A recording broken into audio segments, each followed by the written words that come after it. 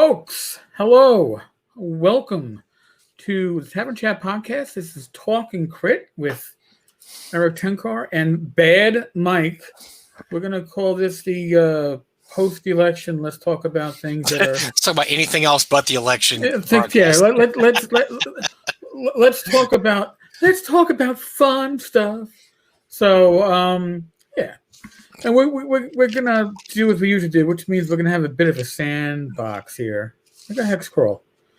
You know, we talked a little bit before coming into this podcast about what we wanted to touch upon, and one of the things that I did find interesting, because I didn't think about this until Mike brought this up, because I was talking about Kickstarter and Kickstarter pricing, but Mike brought up a good point that, and this is observation, doesn't mean that it actually is true, but it's just from what we've both observed, is that there have been a lot more gaming Kickstarters that have failed to fund, or maybe they funded, but they were pulled before they completed the funding period because, I guess, COVID. There's a lot of reasons, but I think we can blame COVID for this, because whether it's people who don't have a lot of extra money to be spending on games, or whether or not they're just, look, there's a lot of real life concerns this year. So a lot of people really weren't worried too much about getting a Kickstarter. I mean, I knew some Kickstarters did really well, but I also know a lot that got pulled before the end. That's the new thing. A lot of people don't let their Kickstarter go through if it's not going to fund. They just go ahead and pull it. Right. Or even if I've seen some that, funded, but they weren't going to fund at a level that I guess, right. The goal was I'm making this a low goal so I can put in stretch goals that I know I'll hit, and then it's like, ooh, we're not hitting. I know from many friends who've had Kickstarters, many friends, the worst thing that can happen, it's not your Kickstarter not funding, it barely funds. Right. Because usually your lowest level is this is the amount of money I need to get this out the door.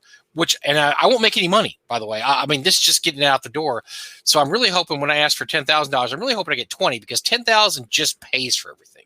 Right. And then past that, I might make a little money. So yeah, the worst thing can happen with the $10,000 Kickstarter is have it funded, $10,050. Then you're like, well, I got to get it out, but I'm really not going to make any money off this. So I'm just doing it for the fans type of thing. It becomes a time sink, and that's a shame. But and I'm not going to name Kickstarters, but I have observed a few over the last, 7 months now of COVID time, that it's like, wow.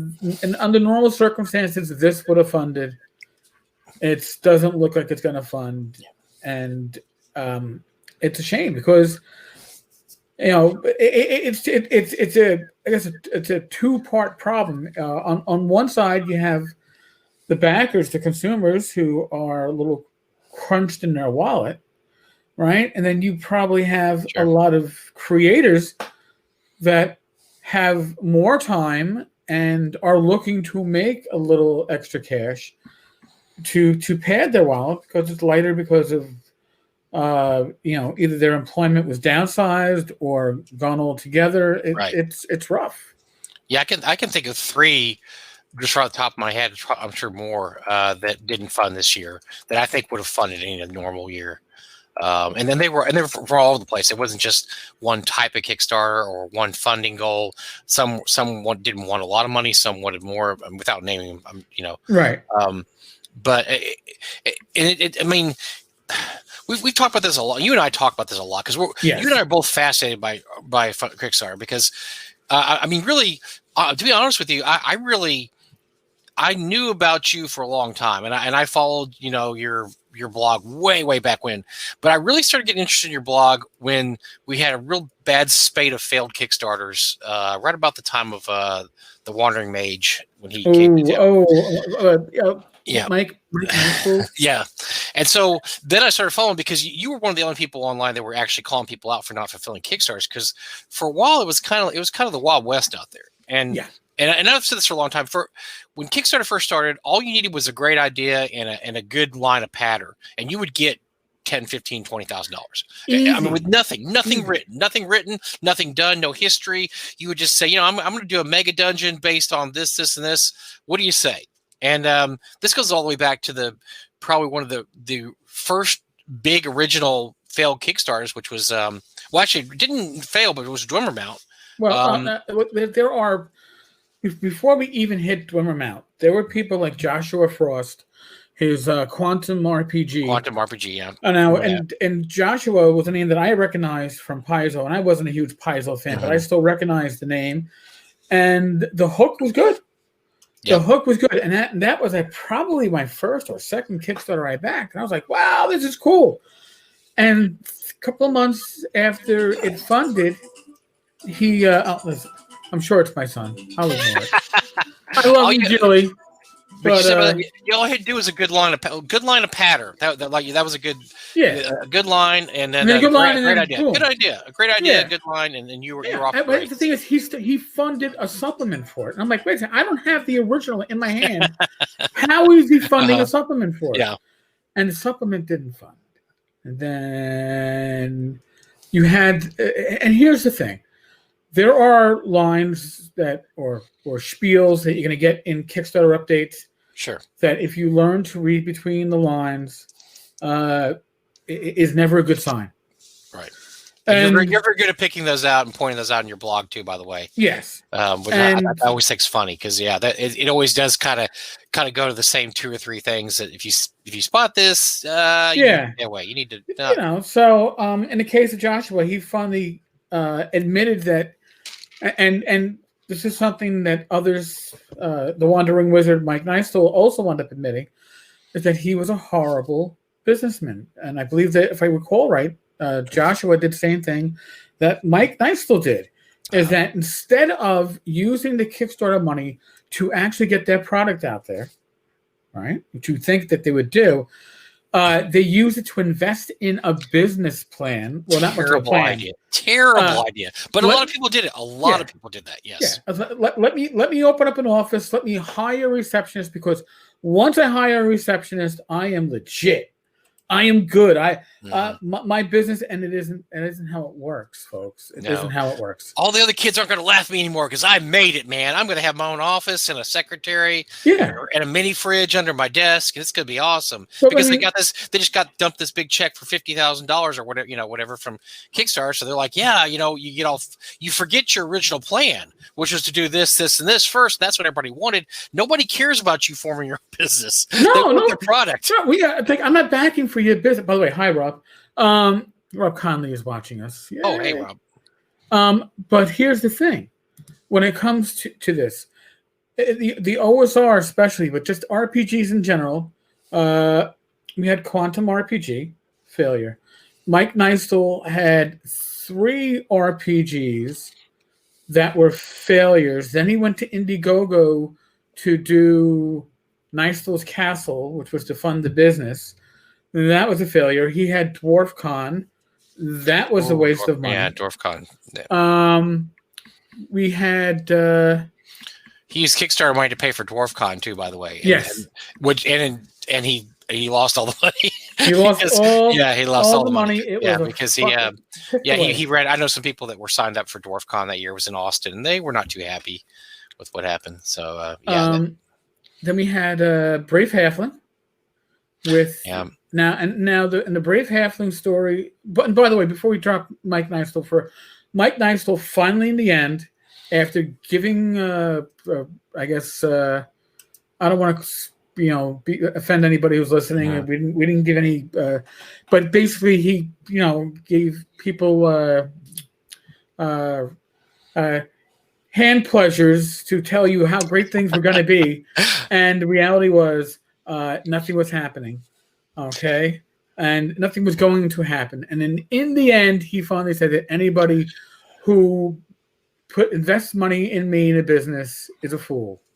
We actually give thumbs up to Mr. Neistel because he one of the very few Kickstarter huge failures. I mean, what was probably about $100,000, right? I mean, it was 30.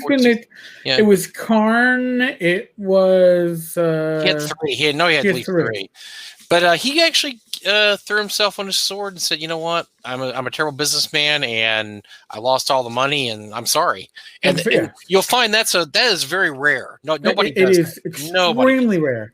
That is not generally what happens. No. And sadly, there are people like Brave Halfling.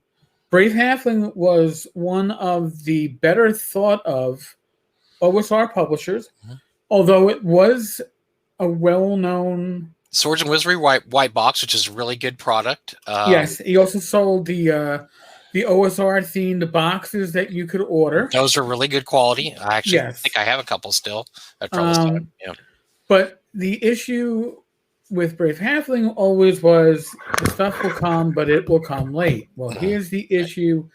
He's somebody who went on the stretch goal train, and I mean, it was ridiculous. I mean, I backed at $101 because it was like, wow, I'll have enough to give away copies of all these adventures to people that are part of the Taverns community. And the reality was, I never got all those copies. I don't think I got more than the first round because he promised so much, and then he started shipping, and he couldn't get it all done at once. So he was going to ship separately, which is crazy. And that was one of the ones where I did the math on it and real quickly said this is not going to work, and I went ahead and put $8 in there just to watch the train wreck, which went on for about 4 years. But yeah, that was one of the numbers did not work. And we were talking about this, so right before the show, we're talking about this about stretch goals, and that's something else. We're talking about Kickstarters. If you notice now, most successful Kickstarters do not have extravagant stretch goals anymore. Right. And that used to be a really huge thing. You're not just going to get this. You're going to get all this other stuff too. You're going to get your Tenkar's Tavern mug, but don't forget. And if we hit $10,000, I'll give you your Tenkar's Tavern patch and pencil to go along with it. Tenkar Tavern Band-Aids. I mean everything. But come on. But people were treating Kickstarter now more like a pre-order than this is a special occasion. You're going to get all this extra stuff, which is a good business. That's good business because when you start promising all this extra stuff, you end up doing what happened to a lot of these people the last few years when they thought, we're going to make everybody happy. And we're going to have miniatures and T-shirts and this, and that was another warning sign. There we go. Sorry, and that was kind of a warning sign too. Whenever I saw Kickstarter back in the day, was when they started cross-platform. When they said, we're going to do this adventure, but we're also going to have miniatures and T-shirts and caps, and that's when I started saying, no, now you're dealing with too many other companies. You're not just dealing with your printer anymore. Oh, we can see you, Kim. We can see you, Kim. Welcome. Thank you. We couldn't see her last week, and she's our biggest fan, man. We couldn't see her. Yeah. But no, so when you're dealing with that, you want to keep it simple, and that's what people are realizing now. Is if I don't throw all this extra stuff in, the chance I'm going to fail is much less because I'm just dealing with the printer and me, or maybe an artist or two, and that's been one of the things that I've noticed that's really helped Kickstarter in the last year or so is that these things are lean and mean, and they're not delving off into all these little branches where we're also if you get this now, it makes for a lot of people it makes Kickstarter less attractive because one of the reasons we liked backing Kickstarters was because you like to get all this extra stuff that maybe other people weren't getting. Right. But that's impractical. A lot of that's really impractical. I mean, it's great if you can do it, but it's very impractical in that the more complications you add to your Kickstarter, just the more chance that something's going to go wrong. I mean, I know of one Kickstarter that was successful and mixed in miniatures and a box set, which, by the way, if you're doing an RPG, box sets are the bane. Oh, I lost Mike. I'm sure he'll come back. But box sets are the bane of an RPG Kickstarter because boxes are hard to get in the proper size and the proper amount. You got to bring them in. Boxes got to be shipped. A lot of times, if you have Swords of Wizardry white box, some of the box is kind of shitty. That one was definitely a shitty. The corners busted right away. Great product, but terrible packaging on that one. Yeah. But Zach Glazer, an unknown at the time, he did Whisper and Venom, an amazing box set, high quality map, Alyssa Faden. He had miniatures. Zach's the exception to the rule. I hate to praise Zach for really anything, but I mean it's no, but he was the exception to the rule because he did a box, he did miniatures, and that's a unicorn. In this business. I mean, he did it, but I will tell you, and he probably wouldn't mind me sharing this. I don't know if Zach made any money off Whispering Venom, and he probably did. But it was a labor of love, absolute labor of love. He just wanted to always publish an RPG product. Yep. And so I don't think he made any money off of Whispering Venom or Death and Taxes, but they're just the most amazing Kickstarters because they have all this stuff that we're telling you can't do.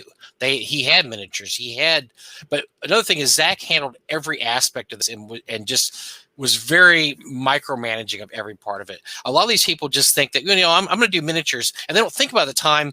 There's a lot of work to doing miniatures. You got to hire sculptors. I mean, there's all these things to do. And so when it comes time to actually do it, they're like, oh, I thought I just hired Mr. Miniature Man and he just did miniatures. No, that's not how it works. Nope. You've got to pay for sculpts. Sometimes the sculpts don't come in the way you want them to, so you got to pay for more sculpts. Sculptors they're not cheap sometimes. I mean, they want to be paid what they're worth, a lot of the sculptors. And if you want good miniatures, you're going to have good sculptors. But that's just one aspect of just all kinds of crazy directions this thing can go. Definitely. Now, here we are, we're talking about box sets. We're talking a little bit about pricing. Now, here's the thing. If you've been following RPG Kickstarters over the last, year and a half, 2 years, maybe it's close to 2 years now. Phil Reed, best known as being Steve Jackson Games' right hand. He's the money man for Steve Jackson Games, basically. He's the one that gets to tell Steve no every once in a while when Steve just gets out of control and Steve wants to do something. He's the one that actually crunches the numbers, says we can't do that, Steve.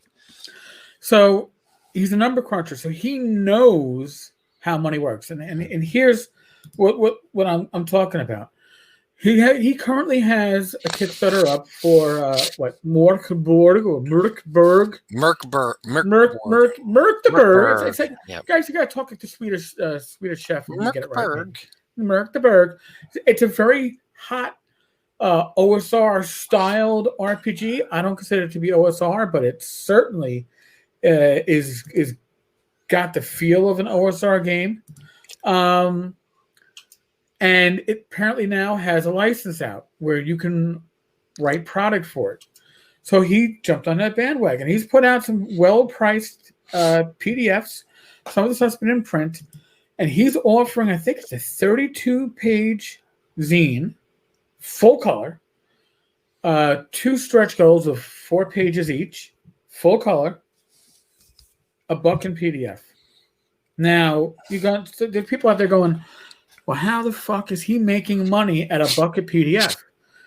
Because PDF doesn't have a physical cost. And I understand, and believe me, I know publishers, and I would certainly agree if you're doing something like selling through drive-through, price per copy is certainly an issue. Sure. But if you are selling via Kickstarter and you're saying, all right, well, I got to raise at least $1,000, and you have a fan base. Phil's been doing this for a while. He has a fan base from Steve Jackson Games. He has a fan base he's built up with prior Kickstarters that have always been affordable. If you now, and obviously the print, if you want it in print, it's basically even the print isn't bad. He's got a good printer that he uses that's stateside that has really high quality stuff, and I guess doesn't break his bank. But if I could sell, 20 copies at $5 or 200 copies at $1 in PDF, where am I making more money? I'm making more money at $1. And he's selling in that kind of volume. And I find it amazing. It is awesome. And he is, what I can see, the only one that has really touched upon, I don't want to call it a groundswell, but he's found that fountain. And it's like that, what was it? The flask of endless water. Decanter of endless water. Decanter of endless water. He has his decanter of endless water, and even if it's just a trickle, after 24 hours, it fills up a lot, right? Well, he's learned that. He's found his niche, and it's a wonderful thing to watch. It's a very well. It's very counterintuitive, but it's really worked out great for Phil, and I'm kind of surprised because if you'd thrown that idea at me, I would have thought that's not a very good idea for Kickstarter at all. To price things that cheaply a price point, but it does work, this is Frog God Games has started a line of Indiegogo. This is full disclosure, I'm customer service for Frog God Games. So, but this is just statement of facts. These are statement of facts here. We started an Indiegogo campaign a couple years ago, and these are just single adventures. And they're written by some of the big names in the business, and it'll be a single. And all we want is really the cost of the adventure, which is like $15. We sell the hell out of those at $15 a pop. And normally you think if you're going to do a Kickstarter, you need to really get people, you get some money there, right? You need to have like $100 Kickstarter or $60 level. Right. We've done great on the Indiegogos, just doing little $15 pop. I know another guy that I know, Lloyd Metcalf. He has made a really good career out of doing these little, very affordable Kickstarters, $10, $15, sometimes even less. But yeah, because it's volume. At that point, it's just volume. Right. And then it's also, if you're only doing one thing and you're only doing, you don't have all these extra moving parts, you can afford to only charge $1 or $5 or $10 and actually make money. Now, you still have to sell a lot. I mean, you can't not sell. You can't, have a $5 Kickstarter and sell 10 of them. Right. That's not going to work out. You still have to sell a lot. So you still have to do all the work involved, all the pimping of your product. But if it comes together, man, it's a beautiful thing because you've just basically screwed the system, right? I mean, right. You did your own thing. You said, well, I'm only going to charge this much. I'm trusting myself to be able to sell this many, and then you do it. I was talking with Phil probably a year ago at Game Hall, and we were talking about my retirement, and he was talking about his future retirement at some point. And part of his future retirement plan was to have Kickstarter be a viable supplement to his income. And I would say, from what I've observed, he's hit that right on the mark. And God bless him for doing so, because it's not an easy mark to hit. And this is something that really very few people, no matter who you are going to come out of the box like a racehorse and get first prize. I'll tell you, you're not even going to place. All right, you're not going to be part of anybody's trifecta. All right, but you start small. You earn a rep, and you have to earn that rep not just on Kickstarter, but generally speaking on social media and otherwise, because if you do your Kickstarter successfully, if you offer a product that is value for the dollar spent, you will get people coming back and they will spread that word. Again, one of the probably better known in the OSR failed to fund Kickstarters was, I hate to say it, Frank Metzner's Kickstarter, because he had high plans for it. And I'll be honest with you, if it had kickstarted 3 or 4 years prior, if it had kickstarted in the era of Dwimmermount, one of the premier funded and almost never fulfilled Kickstarters, it would have probably funded. Maybe, I don't know. It had a high goal. Back then, Frank was still a name, and it was a great it's still a great idea. Yes. And that's back when Kickstarter was being run by people with just great ideas and nothing else. And that's pretty much what Frank had. I mean, he had 30 years of material, but he didn't have anything in printable shape or form. And that's the money for the Kickstarter was. Problem is, the way Kickstarters are now, buyers demand that you have something done. They're just, people just are not fire. They're just not backing Kickstarters with nothing to see. No artwork, no maps, no actual writing. It's just not being done anymore. You just can't do a Kickstarter like that. As a matter of fact, for a lot of people, if you don't actually have a finished product in hand, they won't back your Kickstarter. If you don't have it absolutely finished, except for we just need the money to basically print it and get a few things done here, cross some T's, dot some I's, and then we're done. It's very hard to fund a Kickstarter nowadays with nothing but a wing and a prayer, and that's unfortunately what Frank was trying to do with his. Right. I mean, Empira, I think this was called, was a good concept, but after people had already been screwed on things like City State and the Invincible Overlord, nearly horribly screwed on Dwemermount, Mike Nystol, and I'm missing something else in this, aren't I? Well, anything that my good friend Ken Whitman put out. Or Skarka. Skarka's always good for a failed Kickstarter or two there. But yeah, that's the deal. And that unfortunately, I remember when Zach was doing Whispering Venom, one of the things he told me was that the recent Kickstarter failures, he felt like that probably cost him several $1,000s. Yep. Because people get once burned, they're twice shy. They don't want to back him anymore. And I've heard a lot of people say I don't back Kickstarters anymore because I backed too many that failed. And yes, and part of that's probably your fault. I mean, if you're not doing the research and you're just willy-nilly backing Kickstarters, you're going to have a few bad apples in there. If you pay attention, I don't think I've ever backed one that didn't fail, except for maybe the Black Halfling, but I knew that was going to fail, so it was kind of a weird situation. I was looking for the train wreck there, but no, but and so it hurts people now, but it also helps in a way because you have to have a much better idea of what you're doing now. You can't just throw something out there and then hope that inspiration is going to strike you when that check for $50,000 comes through. You actually have to have a plan and have to have something done. So in a way, it hurts people because yes, there's a lot of people that will no longer back Kickstarter because they've been burned too much. But I think it also helps you because it makes you commit more to your product and try to have a plan. Now some still slip through. I don't know how long ago City State was. That might have been. That wasn't too long ago, was it? No, City State was on the cusp of the time frame Right. where.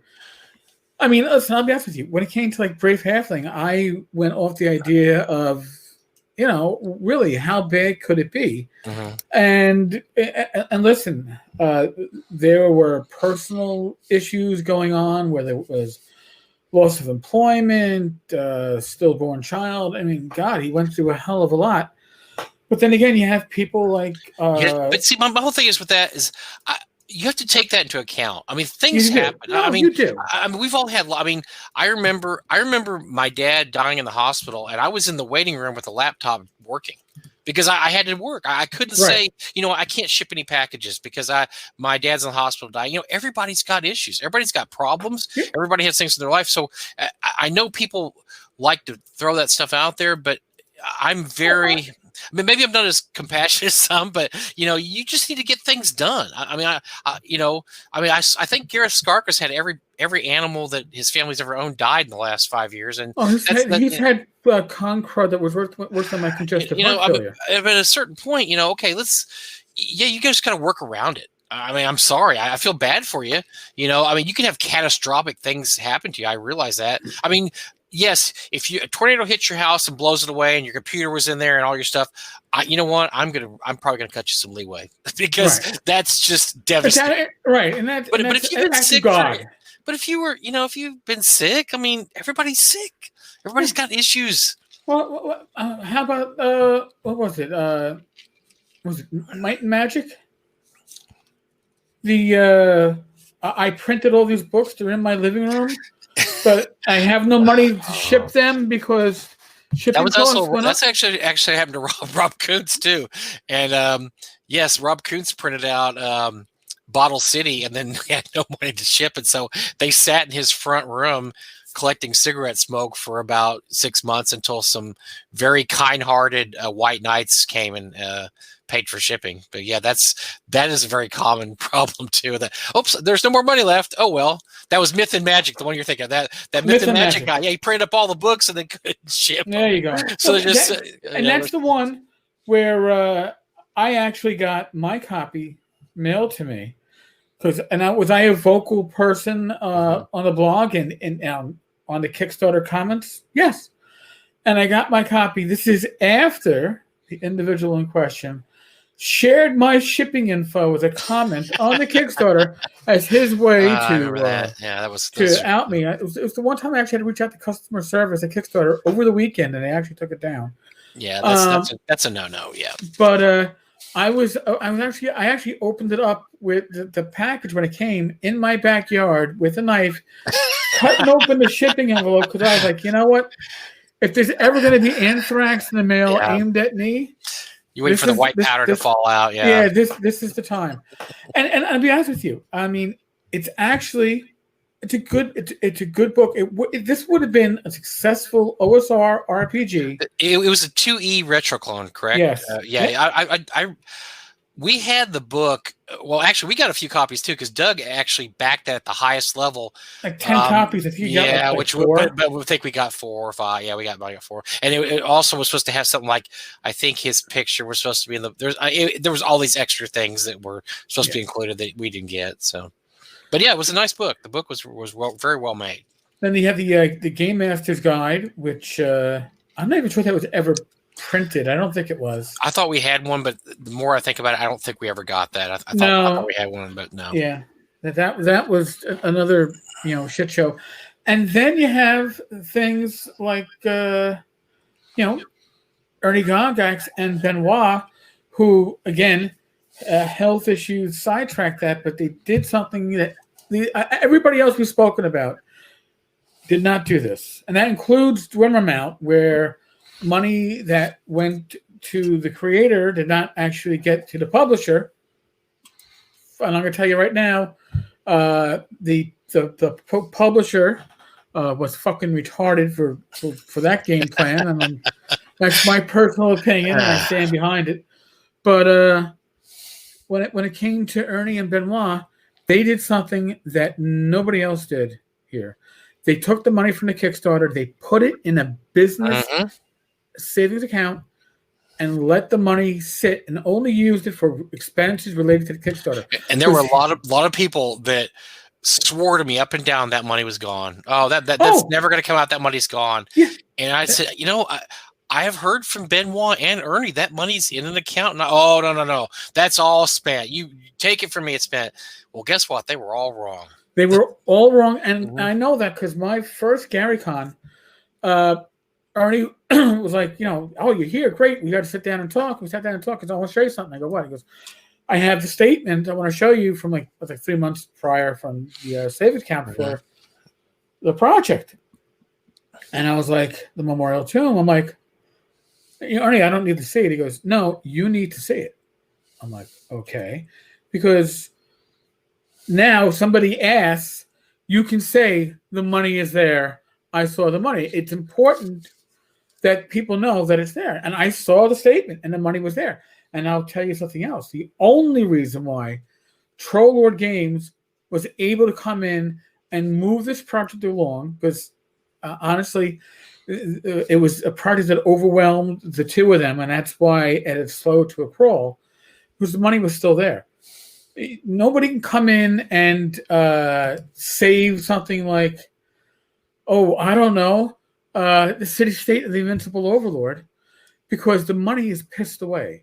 Nobody's going to come in and save Far West because Gareth has already spent that money on fucking living expenses. The money is gone. How do we know the money is gone? Because when people were asking for refunds 2 or 3 years ago, he was like, well, I can refund you the money for the print book, but I got to deduct the money for the PDF.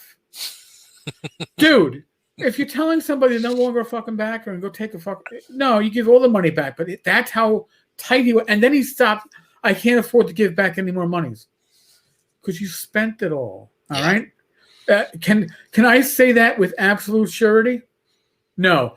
Would I bet a year's pension on it? without boom, here, I'll give you 2 years of my pension. Yeah. Because it's I can personally guarantee that that's what happened to it, and that's why. And that's another thing that when it comes to Kickstarters, the ones that go long in the tooth without fulfilling, the ones that fund it and go long in the tooth, they risk having that money spent otherwise, because Sure. especially when you mingle that money into your regular funds, again, what did Benoit and Ernie do? Put it into a separate business account, not going to touch it. It's only for the Kickstarter. What do most people do when they're doing a Kickstarter? Just go straight in their bank account, and it's mingled with the rest of their money. Yep. And so then everything gets confused, and they have a payment on their car. Well, I'm just going to take it out of the money here, and then boom, boom, boom. 2 years later, they look and there's no more money in the account. I'm going to pay myself. I mean, one of the issues with the State of the Invincible Overlord Kickstarter was that the money was spent otherwise. I got that from somebody who will no longer talk with me, because it was one thing when he felt that he needed to talk about how the Kickstarter that his name was on but was being mismanaged by his son. Well, it was one thing, but then when he did his own stupid shit, then it became, I'm not going to talk to you. Right. But here's the thing. Bob III was the one in charge of the project, and Bob III needed was eye-opening to me.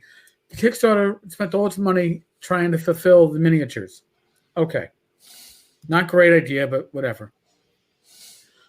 But he needed a layout artist to get out the game. Oh, and by the way, as this thing, here's the other problem when things go wrong. Shipping goes up, and sometimes the game system that you're working off of becomes obsolete, like Pathfinder. Yeah, so that's happened to a lot of the Kickstarters that have sat around the last 3 years that had an option for Pathfinder. That now are so that I know City State had that problem because City State promised a Pathfinder version. Well, guess what? What are you going to do now? There's Pathfinder 1 version, which nobody, it's not a supported version, or you're going to do Pathfinder 2. But wait a second, I paid for Pathfinder 1. It's a mess at this point. If you promise a Pathfinder version, it's a mess. It's a huge mess. Yeah. So, the younger Bob asked money from the parent company, Judges Guild, to hire a layout artist, and then decided to teach themselves the layout, to not pay somebody to do the layout, to pay themselves to do the layout. And here we are years later, and we still got jack shit to show for it. Am I bitter? Not in the least, because I'll be honest with you. I hate to say it, there is some entertainment value in this. I have a right to be angry and bitch because I invested money in this project. I was told I did not have a right to be angry and bitch about Ken Whitman, but I saw this warning sign for Ken right from the start. So in people's defense, a lot of people got taken by Ken, not once, but twice. And I mean, Jolly's one of the nicest guys in the business, and he got absolutely taken by him. So he's got, he's one of those guys that he's got close to an 18 charisma, I would have to think, because he can talk people into things that a normal person you'd never have a chance of doing. Ever. Here, if I was going to do Ken Whitman, Ken Vittman, because I'm not talking about the real person, but if I was going to do Ken Vittman in game terms, he would have a special ability of Charm Person, and you'd have a -40 to save. However, once that charm wears off, his charisma becomes like a natural 3. It drops all the way to that person. So you go from like loving the guy to I'm going to kill the mother effer.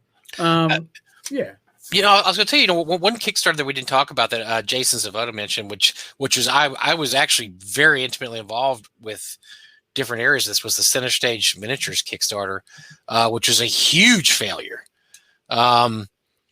Chuck says right. We do really well with Pathfinder 1 products. Even though it's not being supported by Paizo, it is a very viable system, and the fans are extremely loyal to the system. So yes, we will publish Pathfinder products as long as they're purchased, and they are purchased very they're purchased very well. So yes, it's still a very viable system for us. I mean, I guess Paizo didn't think so, but oh well. Paizo's got their own issues now. But anyway, but no, Center Stage Miniatures. That was one of the cases that was a huge money sink for a lot of people. I know a lot of people that invested hundreds of dollars in that and they never got anything. It eventually declared bankruptcy, and I believe Bill Barsh of Pacesetter Games took over the assets of the company, purchased them in bankruptcy court. And he tried to make some. Yeah, we need to get Bill on here. Bill or Ben. Bill and Ben has said he wants to be on here, so definitely got to get Ben. Yeah, he's not doing anything. I mean, he's a kid. Yeah, he hates to be called a kid. Hates to be called a kid, but I'm going to call him a kid. Best hair in the OSR. Oh, by far. Everybody, I mean, look at this, and look at what Ben's got going. I mean, come on, man. Oh yeah. Oh, I got a haircut. By the way, I got a haircut the other day too. So I did my usual, just cut it all off haircut now that I'm old. Right. Well, world of COVID, but hey, I'm going to the beach, man. I'm not gonna worry about haircuts for a month. I'm not worried about anything for a month except this show. I will be here next week. There you go. All right. So, internet goes everywhere. I heard it goes, even down to the beach. So we'll see what it is. No, but Center Stage, I would say what their problem was, they had a Ponzi scheme going. Because yes, I was about to say. Basically did really well on the first Kickstarter. But we found out later when we kind of looked at the books, he'd overspent on sculpting and a few other things. And even though he made a lot of money on the first Kickstarter, the Tome of Horrors Monsters, he basically pretty much broke even and maybe was even a little bit in the hole. So he started another Kickstarter to help pay for the first Kickstarter. Unfortunately, that one didn't do as well as the first Kickstarter, so then he was even a little more in the hole. So guess what you do at that point? You start a third Kickstarter to pay for the first two Kickstarters. And by the time the third Kickstarter came around, it was a mess. And a lot of people were out a lot of money, and a lot of those miniatures never came out. I mean, a lot of sculptors didn't get paid to the point where the person who ran Center Stage Miniatures is no longer in the gaming community at all, period. I mean, left. Yeah, basically, he asked Doug and I at one point if he could ever come to North Texas. And again, because he'd been in North Texas, we said, yes, but we're not going to protect you. I mean, because he said, well, can I come to North Texas and you can tell people to leave me alone and stuff? We're like, we can't do that. I mean, there's people that my brother was in for $400, never got his stuff. I said, if my brother wants to come to you and ask you where his $400 is, that's between you and him. We can't stop that. And so he no longer attends conventions or is involved in anything in the gaming community.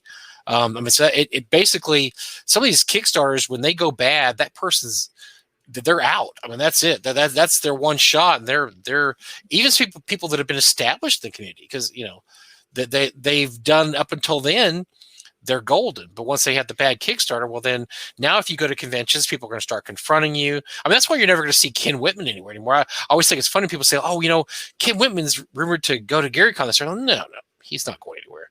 He would be swarmed, and not as a good celebrity either. I mean, this isn't, like Donny Osmond in the 70s swarmed. No, this is bad stuff.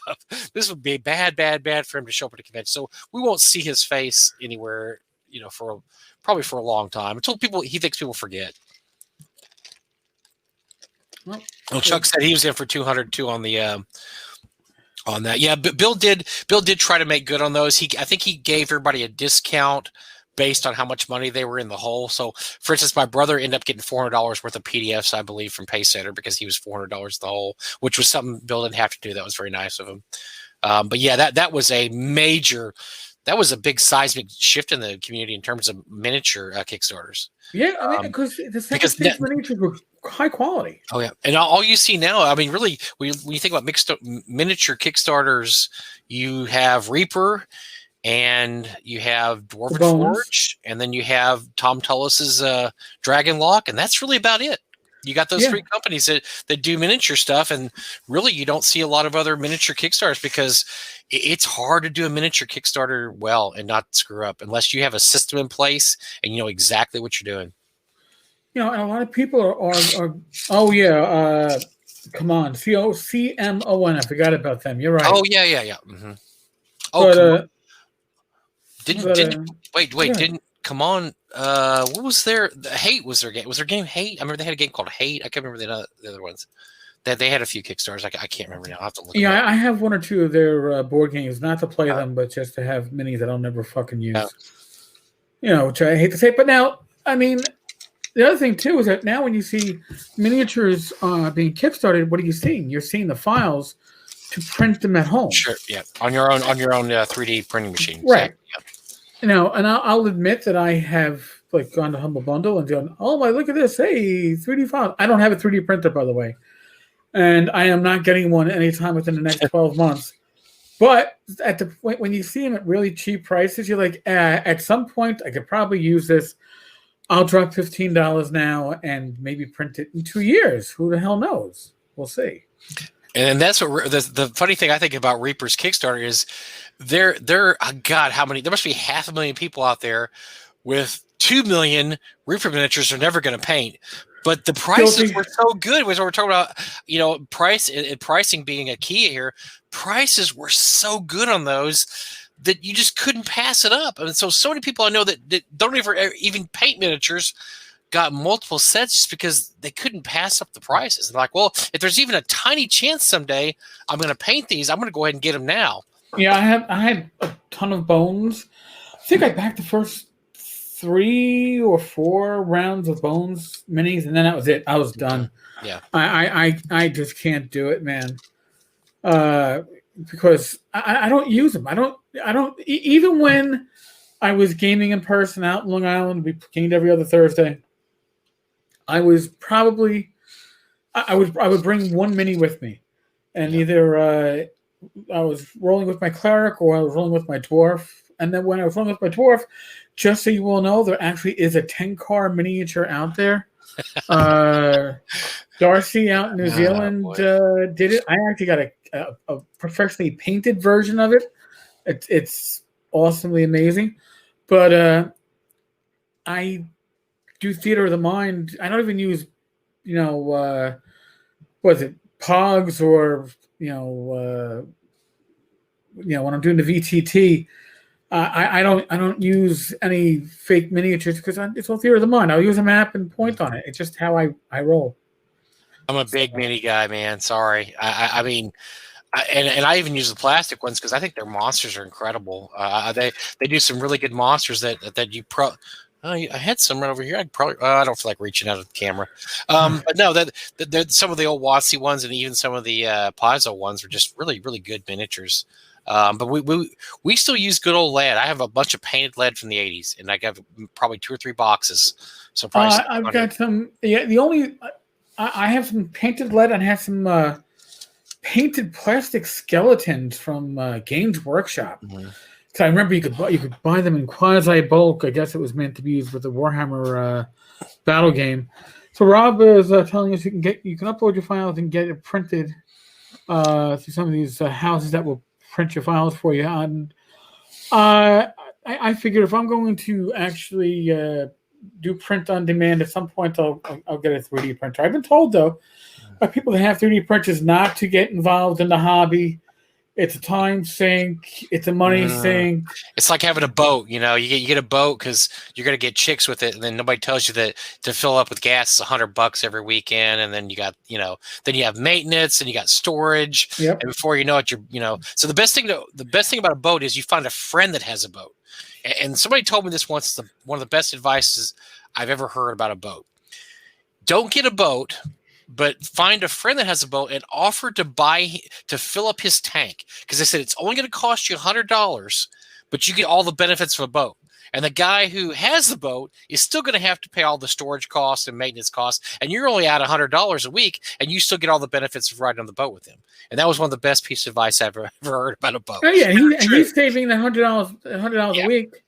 So it's there you go. Money sick, and that's the same thing with 3D printers, man. Once you get hooked in that, it's just something else to spend your money on. UV hardening printer minis. Oh, there you go, Chuck. I don't even want to know. That's a rabbit hole that just sounds too far, too deep. No. Wait a No. second. Chuck doesn't make enough money at Frog God to be buying any UV hardening printers. I want to know what's going on with this thing. Or Well, you have that handheld UV light. It's like, kill the coronavirus, clear every phone, and harden your minis. harden your minis at the same time. There Harden you your go. minis to kill the coronavirus. Yeah, I would actually be somebody put up there that there's actually a lot of miniature Kickstarters going on. If somebody wants to email me or talk to me on Facebook, I'd like to know who some of them are, because I don't know a lot of successful ones beyond the ones we mentioned. I would like to give some people some props if they've been able to put out some really successful Kickstarters with minis, because I know that's tough. That's a tough one. Yeah. There's not a lot of people that do it, so I would definitely like to know more about that. And speaking of that too. If anybody has an idea for a show or a topic you want us to discuss, let us know. Because as you know, by listening to our shows, we go anywhere and everywhere. We may start talking about hamburgers and we finish up the night talking about filet mignon. You just never know where we're going to go or what we're going to talk about. So yeah, or definitely Taco Bell. or Taco Bell. Depending if we want to clean out our insides before the next show. No. That would be White Castle for those of you on the East Coast. Yeah. I miss. That's one thing. Driving up to Gen Con a couple years, we would always stop at the White Castle up there. I miss and then going up to Wisconsin, every once in a while we hit a White Castle, but that's an experience because it's one of those things where you get them, you're like, these are so good, but then you have it twice, and that's too much. Like, I had it twice in a week. No, that's no, you can't. No. You know what you got to do? If you're going to do White Castles, all right, and this is the secret, and then you'll be good for like a season. You get 10 cheeseburgers. You get fries with dipping cheese, and you get a 6-pack of not too heavy beer. You watch some football, you eat it, you're gonna pass out at the end. And then you know what? It's almost like a 0-calorie deal because you'll clear it all out within the hours. Oh, yeah, that's true. And then you'll be like, I'm never going to do that again. Not going to do that again. A year later, you're there. The thing about the White Castle ones, they're so great about the burgers is they're just little munchies, but you got to have them hot because I want to say that one time my wife and I went through Illinois or somewhere up there. We bought some White Castle, and she's like, out. She's like, oh, these are nasty. And we bought like 20 of them or something crazy, and I eat like half of them because I'm a big dude. Right. And then we refrigerated the next day. Took them out. We're like, these are gross. They were all congealed. And just like, how do you can't if they're not hot. You can't get them back to that state. You can buy them frozen in the frozen section, at least out here.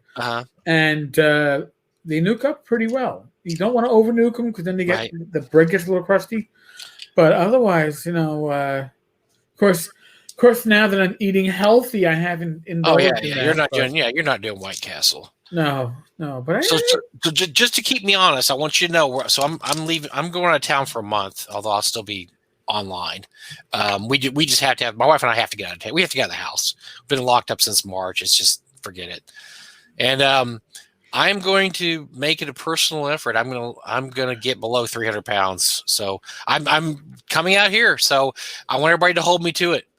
You're allowed to ask me and shame me if I come every week. I want to hear questions about how much I weigh now because we're gonna do a lot of exercising, a lot of healthy eating.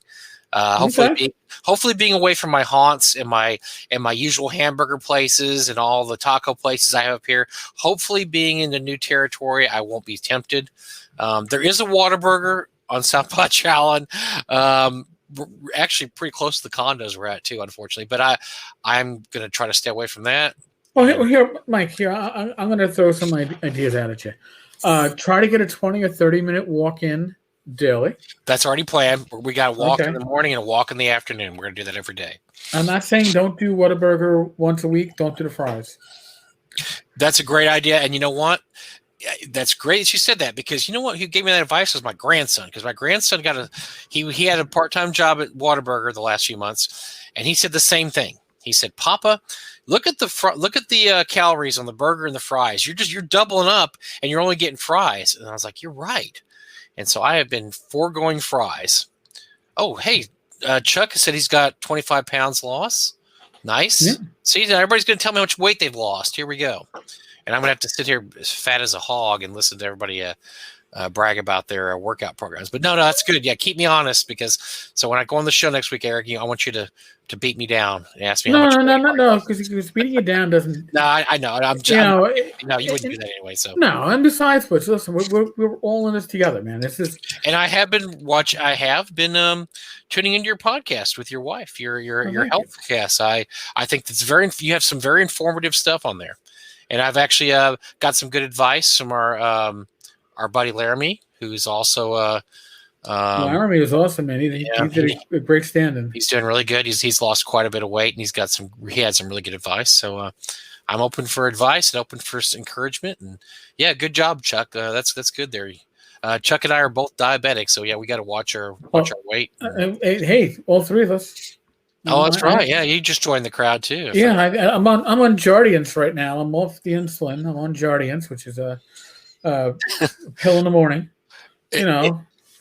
What's funny because you go to conventions now, and I ran out the last time I went to I think GaryCon, very stupidly ran out of insulin while I was there, and I normally would just go to Walmart and purchase it, but for some reason couldn't go that day, and I couldn't believe how many gamers I knew had or diabetic. I mean, it really is an epidemic now, and sadly enough. But I remember Ian McGarty, Steve Getty, all these guys like, yeah, you need some insulin. I was like, I didn't know everybody was diabetic. Like, oh man, there's a lot of diabetic gamers, which probably different show for a different time. We need to talk about health and gaming, but we'll cross over with your podcast on health and gaming. But so anyway, that was a long digression. Chuck, your A1C was better than mine. Mine was almost a 9. That's very good. 7. Well, yeah, mine was 9.2 when I was in the hospital back in May. Now it's down to 6.0. That's excellent, man.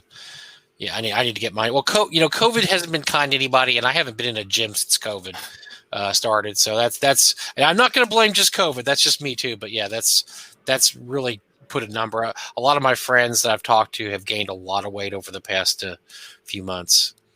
I'm sorry to digress there. Were we talking about something else? And I just spun off into talking. Well, we started talking about White Castles and vacations. White Castle, which came out. See, that's what I'm saying is we can start talking about one thing, and 5 minutes later we're talking about something else. So that's. Well, it's a good segue because I'm going to just throw this out because earlier tonight on the blog side, I mentioned that. Listen, we're going to talk about the elephant in the room for all of 5 seconds.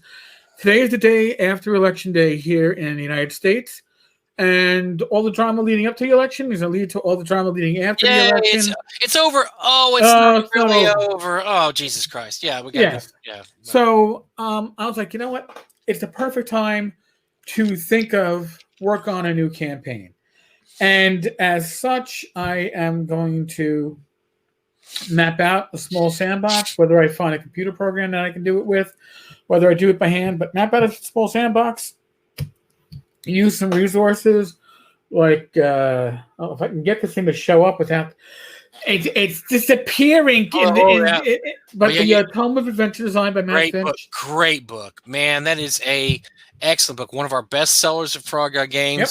To this day, it's been out for years. Worth it. Oh, it's a great book. The D30 Sandbox Companion. Great the one stuff. by Richard LeBlanc are really good. He did the oh gosh, I can't remember the name. The DM. I'll look it up real quick. You vamp and I'll look up. Richard LeBlanc did some really good sandbox. It's Sandbox Companion and the D30 GM Companion. That's it. Yeah, they're both really good. Toolbox. They're awesome products.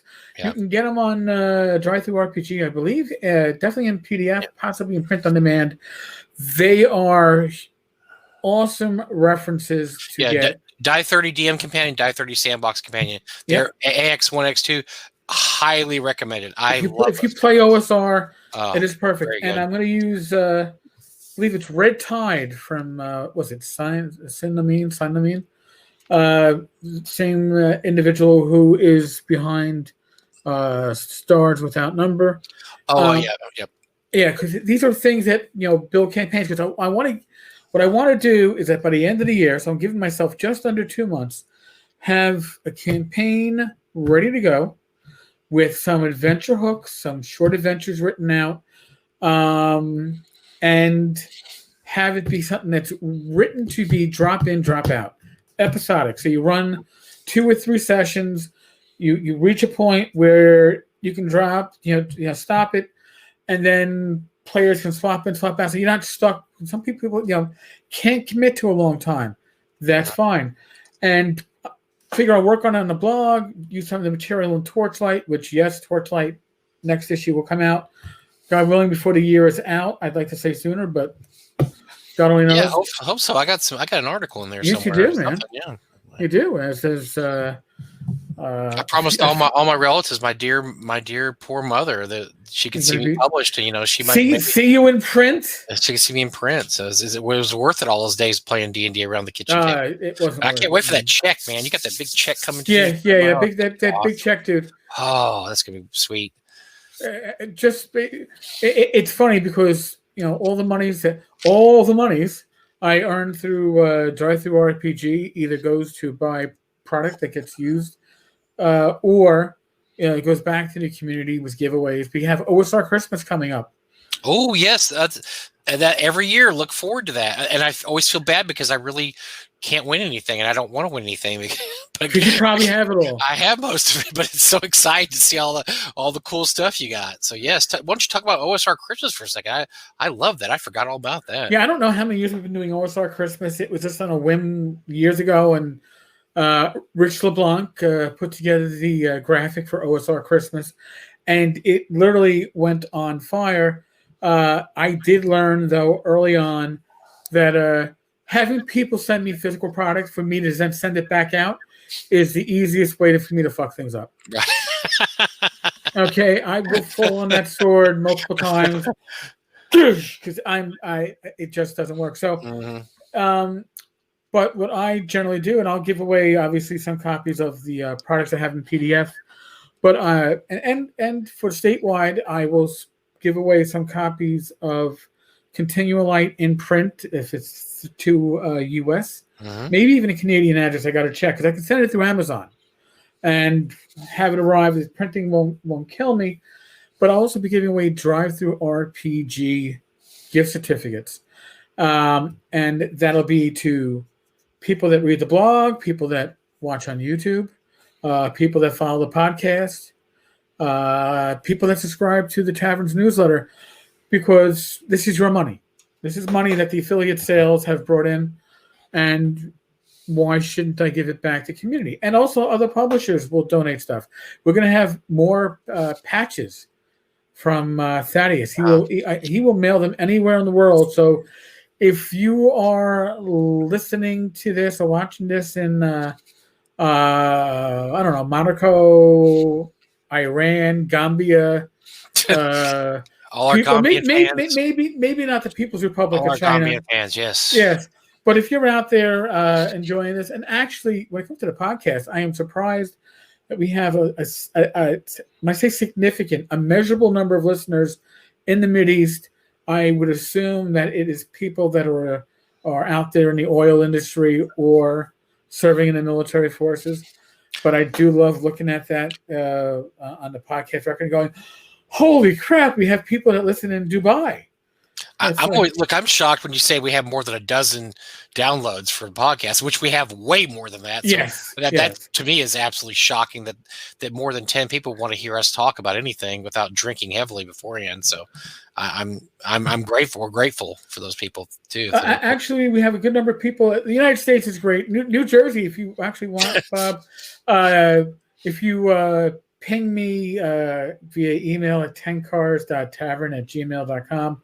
and say, hey, I'd like to know where our listeners are in New Jersey, I'll actually get a download of that and let you see where people listen to this podcast in New Jersey. Like, I can get that information out of Anchor. So it does. It's like when you go through vast majority though, USA, Canada, UK, Australia, New Zealand, of course, the English-speaking countries. And we actually do pretty well in Brazil. So Brazil, don't underestimate Brazil gaming population. One of the really sad things about Brazil is they have a terrible mail service because we get a lot of requests, Frog God and then myself also, to mail stuff there. I have mailed a lot of Legion packets to Brazil.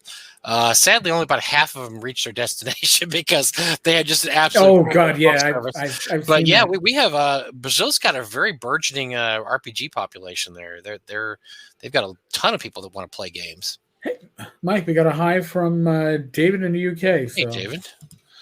Hey, well, there you go. We're international. We're international now. Damn, that's awesome. See, Bob G met me at ShireCon. No, and there was no ShireCon this year.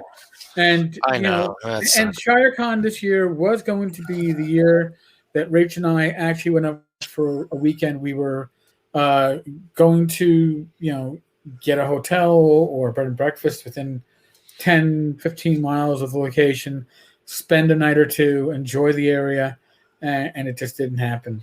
I'm really still sad about missing Lloyd's AppleCon this year. And we had Lloyd on a few weeks ago, and we talked about that a bit, and that really just stinks because he did such a good job the first year. I was really looking forward to going this year, and so we'll just have to wait for 2021, and hopefully things will get better, and we can actually go to cons again, which would be wonderful.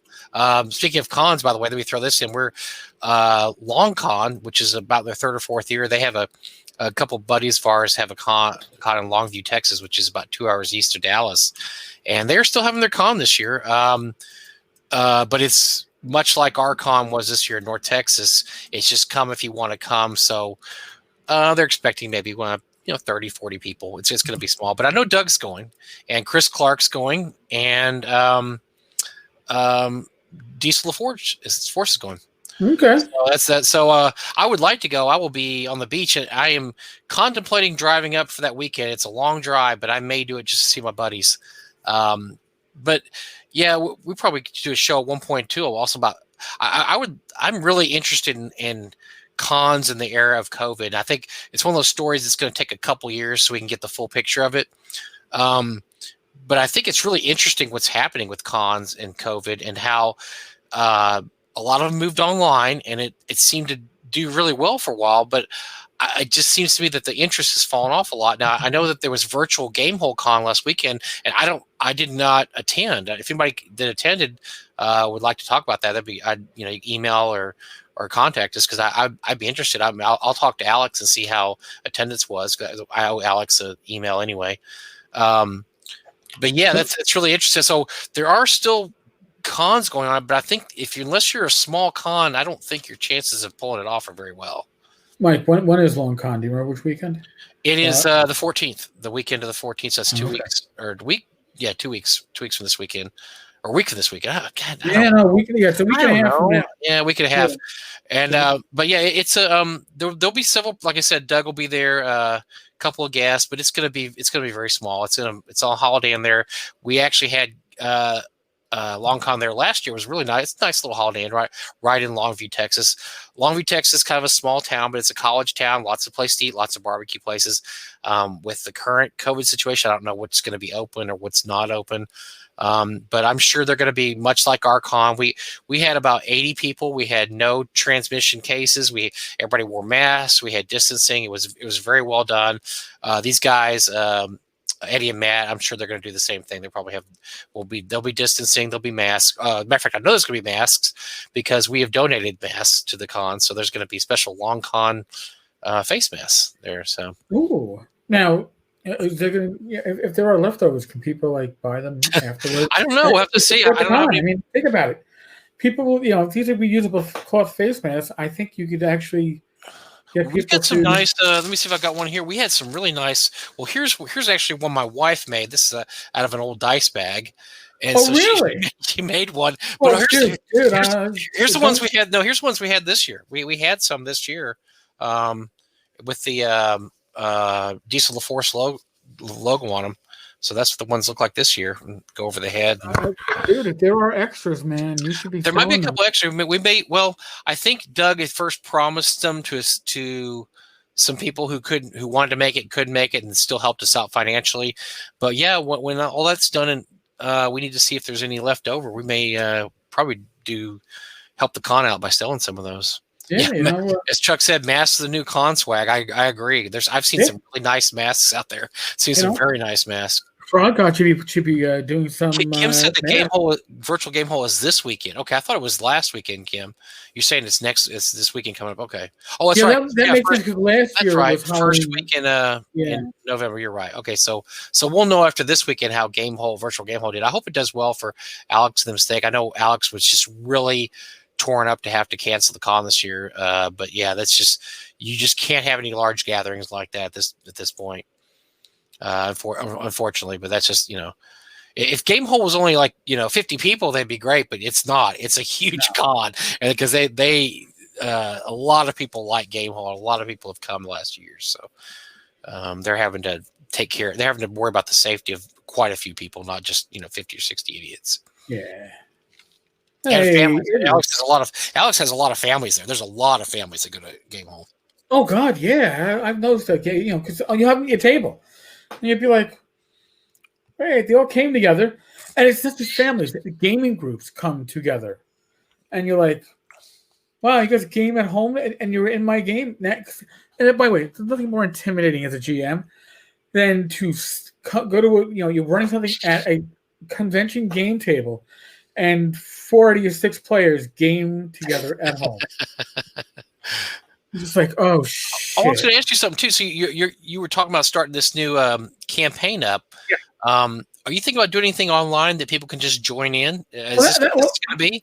That's the whole idea. I mean, now the first invite to go out to people that we had. Fraud God had its game day back in September. Yep. And had a good group. And I was hoping to kick something off by the end of October, but it didn't happen. But I'd like to get something and give them the first invite. But the idea of this is that, again, I'd like it to be episodic. When I say episodic, think about dramas, late night dramas back in the 80s and 90s where you had like an episode or two that was connected. And then, then you could put any episode after that and it would still be the same. Sure. It doesn't, I'm not looking to where, oh my God, half the group can't make it. The story comes to a crashing halt. So we don't want that. So, in a way, I wanted to play a bit like how I see DCC RPG, which is you run an adventure, the party breaks, you come back, it's the next adventure. What happened in between? It isn't. There might be overarching campaign deals. I'd certainly like that, but it's not going to be something that if you miss a session or if you're new to the group, that you're going to be going, "What the hell's going on here? I don't understand." Yeah, I can't catch up. I don't understand. I don't know what's going on. Yeah, you're gonna be able to keep up. You're gonna definitely be able to keep up then. Yeah. Well, I like the idea that, and we had a great time. As a matter of fact, Kim was in my game that we ran, my Swords Wizard Light game that we ran at the last Frog God Game Day. And I was actually kind of hoping we'd have another Frog God Game Day before the end of the year, but it was not to be so. Our next Frog God Game Day is not until early 2021. But I had a blast, and I'm just like you, Eric. I said, I need to start running this regularly, because we have the Discord channel. I can run stuff, and of course, here we are, first week in November, and nothing's been done towards that. So I hope your idea succeeds. That's a great idea. I'd love to play in it sometime, just to pop in for an adventure. And here's the thing: when I develop it, I'm gonna probably run it using the Swords and Wizardry Continual Light rules. Mm-hmm. But I'm going to develop it on the blog side using Swords and Wizardry Complete, which will be just Swords and Wizardry when the new printing comes out. Because I want whatever material I come up with. And again, on the blog side, it's going to be the work in progress. It's going to be like the draft. Hopefully this stuff will then get added to issues of Torchlight or whatever, and you can see what it actually looks like when professionals get their finishing touches on it, as opposed to, I'm not even a pro-am. I'm just an amateur when it comes to content. But, Kim, I just remind me playing the game that remind me though, you have the baby cockatrice that can turn things to glass, so don't forget that. Because I'm not going to name who I told that to, and they immediately said that if you were in their game, they'd kill that off. I said, "You've got to be kidding me! I'm not going to allow that in my game. I'm not going to tell you who said that. Who I'm not going to tell you who at Frog God Games said that, but." I told them about that. They said that, because she found cockatrice eggs for a cockatrice that turns things to glass, and so she kept the egg. And so I said, well, next time we play, you can hatch the egg and have a little baby cockatrice that basically turns things to glass instead of stone. So peek under the cloth here. Peek under the cloth. we figured it's a little baby. It's a little baby, so like it could like hit somebody's hand, like turn their hand to glass. I mean, it wouldn't turn their whole body at first. And so she said, Matt, I can guess. I'm not going to say anything. That was Chuck said, Matt. Chuck said Matt. I'm not saying anything. I'm not saying anything. It might not be who you think it is. It might be somebody you think it might be. But yeah, so I thought that was a good concept. I've given away some weird shit in my games, and Pex and I at North Texas last year were giving out cards with our magic items on it, so then you could come back with a card, initialed by one of us, because we were giving out some unique magic items. It's always magic items are fun, and they're fun. But Mike and I could probably do an episode of this, just improvising magic items on the spot. Because the best thing about great magic items happens to be that you'll give them away in game, because maybe you had something written out about it that was like a sentence long, and as you gave it to the player, it's like, oh, wait a second, I got some inspiration. And you tell the player the inspiration, but you don't write it down yourself.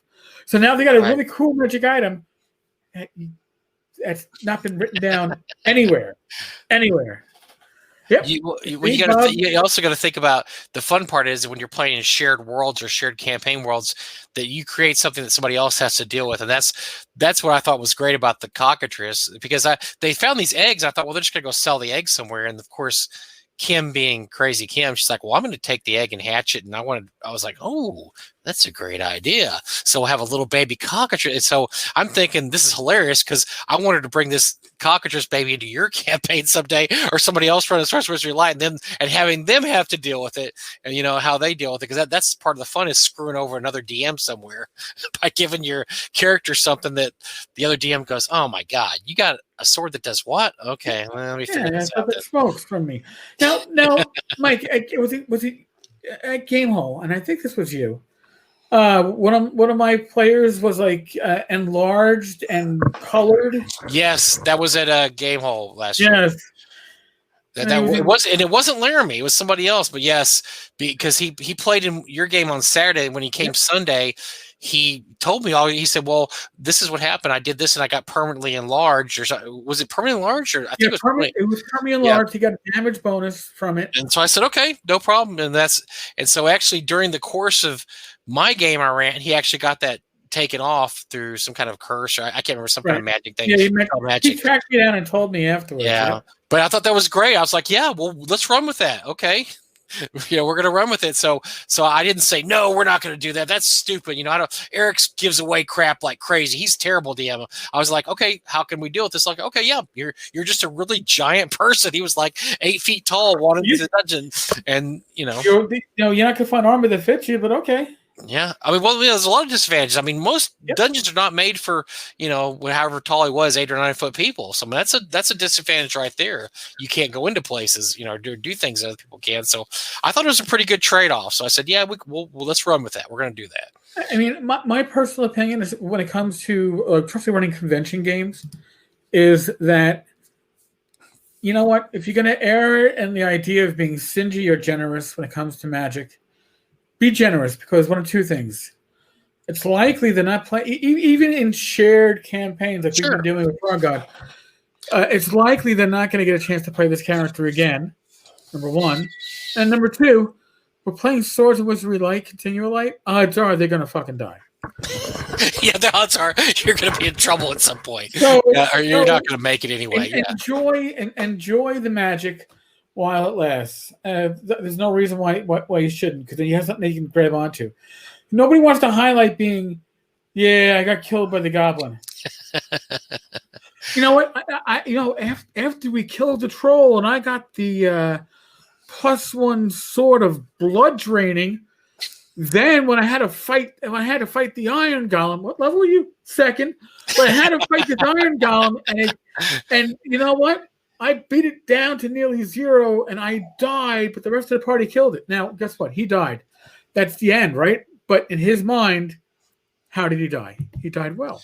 He had a great time. That's the whole point. He said, "Why be stingy when people could have a good time?" One of my favorite stories of campaign I ran. My brother had he wanted to play a goblin thief. I don't know why, but he had a goblin thief. And this guy was terrible, worst stats ever. Like I think his highest stat was a 9 dexterity, but he wanted to play it. So it's like, okay, this is a fun role playing thing. Well, randomly rolled treasure. He finds a +4 hand axe of hurling, or +3 or +4 hand axe of hurling. One of the first treasures he runs into, like 3rd level. Wow. So he's not just a goblin thief anymore. That's terrible. He's a goblin thief with a +4 hatchet that comes back to his hand when he throws it. So, so this made suddenly his character's cool. He's not just this dumb goblin thief. So I said, because of this hatchet, the other goblins are watching him throw this hatchet and chop people's heads off, and it comes back to his hand. So he basically amassed this whole goblin army because they're following, they're following the guy that has the +3 or +4, super magical hatchet. So it just made this really cool, fun, hilarious addition to the party that this just really terrible goblin ended up having a better magic weapon than any other characters in the party, including the paladin or the mage or anybody. They're all, so they're fighting something and they're going, "Goblin, we need you." Because he's got the +3 hatchet to throw. He's like, "Okay, yeah, I'll throw my +3 hatchet." Yeah, and he can stay out of combat too. Yeah, fight from a distance because he's squishy. Mm-hmm. But that was fun. But yeah, why be stingy? Go ahead and let your players have some fun. Give them some good items, or just some interesting items. Nothing else, interesting stuff. There's nothing better than interesting, or like an off-brand stuff. I rarely use items as written in the books. Oh God! Listen, have I given away +1 swords? Sure. Or +1 daggers? Sure. But hey, a +1 dagger that is silvered, or a +1 sword that makes a booming sound when it hits, and that also means roll for wandering encounters, but can also distract the opponent. There's a balance that goes on. I like magic items that have a boon and a curse attached to it. It kind of balances out. This is awesome. But wait a second. For me to recharge my ring, I did this, by the way, and I'm not going to tell you. The son of somebody in our industry, one of the major collectors, I gave a ring that could spell storing that could only get restored upon the death of the PC.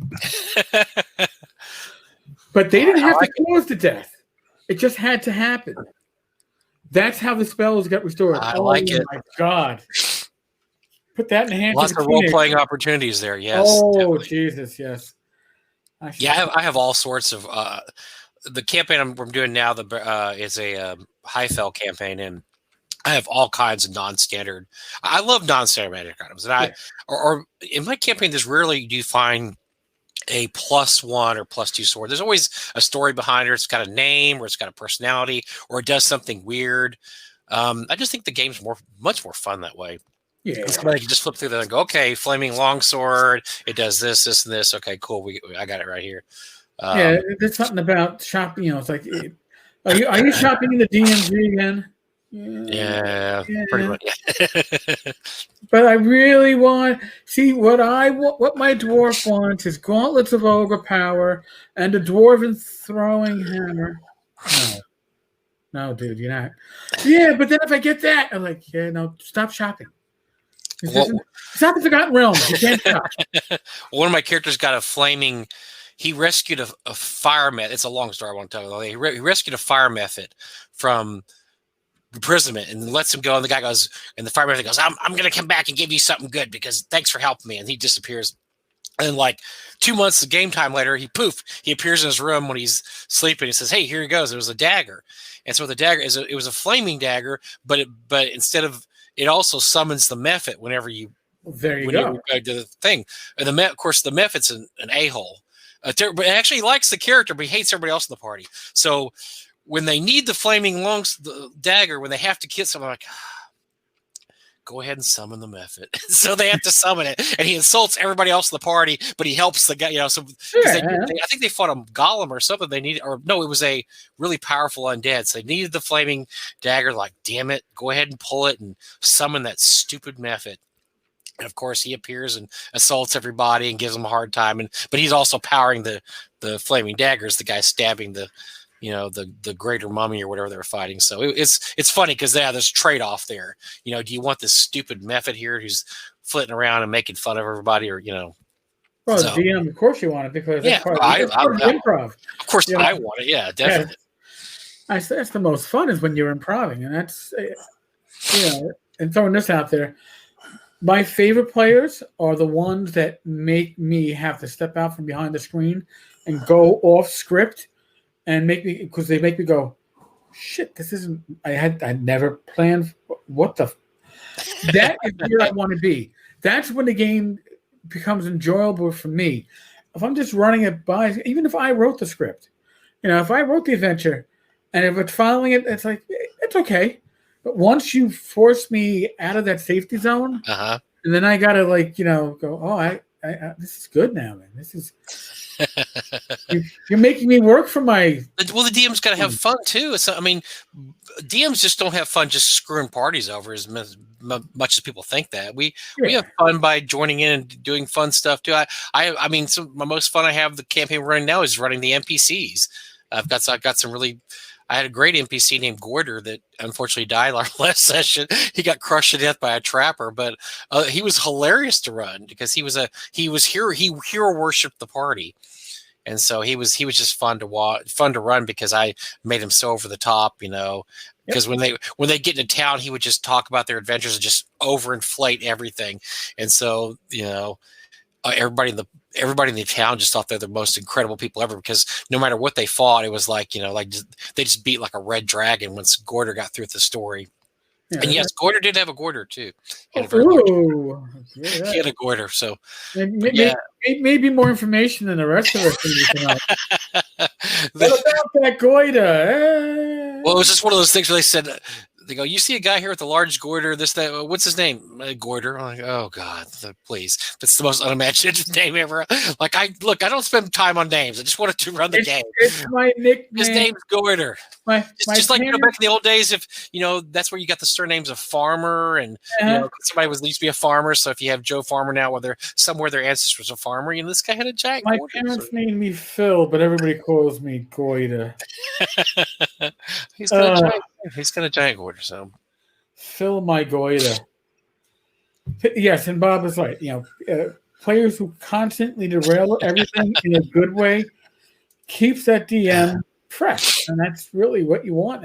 It's a in a good way. Yeah, when they derail you, just to screw you. That's right. Yeah, and I've had that too. It's like, listen, it's good if I go, all right, everybody take a pee break, or a bio break. I need 5 minutes to deal with what you just tossed at me. It's bad when you go, wait a second, this is the third. You know that I have nothing going in this direction. Why are we doing this? Fuck with you. All right, at least you're honest, but And Mike, just think, man, we're coming up on an hour and a half, and we literally did a minute and a half of prepping for this episode. Yeah, you could tell. No, you couldn't. Of course, you couldn't tell. No, because that's because we're professionals. What can I say? Professional something. I'm not quite sure. I'm going to take one of my caffeine mints right now to give myself energy. Well, I'll tell you what. One thing. Well, so next month, just looking ahead, I'm going to throw some things out there. Number one, we got to have a guest. Man, we haven't had a guest in a while. Let's get a guest going.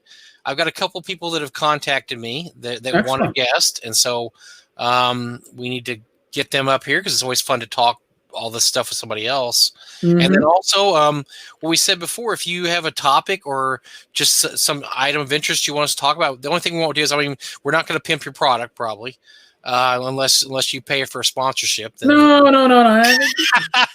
Stop. Listen, if you're listening live, all right, and you're in a chat and you're like, hey, can I mention the fact that I have a new Kickstarter up? Sure, mention it. Mm-hmm. You know what? Maybe by you mentioning it, I'll actually know enough to look at it. But here, I'm going to pimp something right now. All right. Go to tenkarstavern.com, Tenkar's Tavern community newsletter. Click on it. join it. Also, email me at tenkars.tavern@gmail.com if you have gaming news, a new release, a new product, a new podcast. You got a YouTube channel going on, your Kickstarter, your Indiegogo. I want to know. I really want to know because my readers want to know. And you know what? Not everybody is going to read the blog every day. Not everybody's going to read the podcast every day. But they'll spend a little time reading a newsletter once a week. It lands in their mailbox. And I'd like to make sure we have the proper news in there. Count you out, Rob? God damn it. That's our Rob. No. Seriously, folks. On the blog side, I talk about Kickstarters all the time. I don't get paid to do so. I do gladly take sponsorships, but not for posts. Because another company, a website that is worldly in nature, used to do posts that were paid for. They may still do that. No, I don't think they do anymore. They don't think they do that anymore. They finally got rid. Yeah. I think that what happened is that when a major publisher, not going to mention the publisher, but a major publisher went, wait a second, what do you, that article that you just said about, we actually paid for an advertisement. We didn't pay for an fluff article. Yeah. Really? Because they were actually upset because it was like, wait a second, it's like stealth advertising.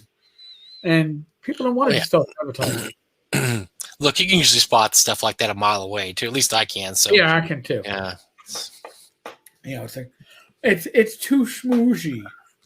Listen, if I talk about a Kickstarter and it's like, hey, my personal friend, and like a brother to me, James Spahn is involved in the project, I will tell you flat out. If I know the person and I'm friends with them, I'm going to tell you, this is a friend of mine. Rob Conley is a friend of mine. And yet he does damn good fucking work. Yeah. And I am back in this Kickstarter. I think you should too. That is me being truthful about my connections. Mm-hmm. I'm not going to go, oh my God, this Kickstarter is to die for. And I don't know Rob. Yeah, I know Rob. So. Well, that was, so we did cover quite a bit from Kickstarters to our play style this week. And, We're doing this weekly, so help support us and download this. If nothing else, look, if you're driving to work, it's an hour and a half hearing two good old boys talk about, gaming and whatever. And we'll usually cover something that it's like just hanging out with your buddies, right? Where else will New York and Texas come together? Exactly. Yeah. We're coming together. We're clasping hands across the ocean. For the podcast listeners, Mike and I do this on Wednesday nights, 8:00. You can listen on YouTube. You can also listen on Facebook. But if you're on YouTube, you can actually comment and we'll know who the hell's commenting. As opposed to Facebook, it'll say Facebook user. Yeah. Well, thanks for everybody that commented tonight too. We had a lot of engagement tonight, which makes me happy. I love seeing you guys react to what we're saying. So that's great. I really do appreciate it, folks. We both do. We do, definitely. On that note, we are in the midst of the pandemic COVID world, which means pretty much use your common sense. All right. I'm not going to tell you, Mike's not going to tell you what to do. Use your common sense. Keep your loved ones, your family, your friends, your community. Wear a mask. Yes. We got winter coming up anyway. You know what? I don't know why our society didn't wear masks more, because they do in Japan and it's great. So wear a mask. It doesn't have to be COVID. It could be anything. It could be cold related. Just go ahead and put that mask on. And if you need advice, we all know medical professionals. We have doctors. We have our primary physicians. Talk to them. All right. Ignore the talking heads on TV because they're more full of shit than Mike and I are. It's look, we usually tell you, make sure you vote. Well, you voted. It's over. Move on. There's nothing you're going to be able to do now that's going to make anybody happy. So just get on with your life. And Eric's right. Don't listen. TV's just there to annoy you and aggravate you. And sell commercial time. Yes. Think about gaming. Gaming is fun. And it's what brings us together, right? That's the commonality. Yes. We stress our commonalities, not our differences. Folks, be safe, be well. God bless. Roll those dice. Throw some dice. Yep. I will talk with you all tomorrow. Mike and I will be back again next Wednesday. Hopefully we'll see more of you live in the chat room here. You may see me in a bathing suit because I'll be on the beach. I'll try to see what I can do. I'll try to see if I can borrow Robert's Speedo. So. Oh, no, oh. But I'll be losing weight. I'll be dropping weight. I'll look great, man. I close my eyes. I still see your brother. Ratings are going to be through the roof. It's going to be awesome. Well, they're going to be through something. They might be throwing up, but they will certainly be something. Yeah. They don't want to see either one of us in Speedo. I'm going to rethink that. Yeah, I'm rethinking. Yeah, what I. If for the two of us, we should be going swimming in like the oldie time swim trunks and like prison shirt to show. You know, the old-fashioned one from the 20s. We had like the stripes and the over.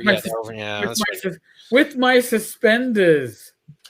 So, nice, Bob. Yep. All right, folks. Thank you so much. We'll catch you later. Later, guys.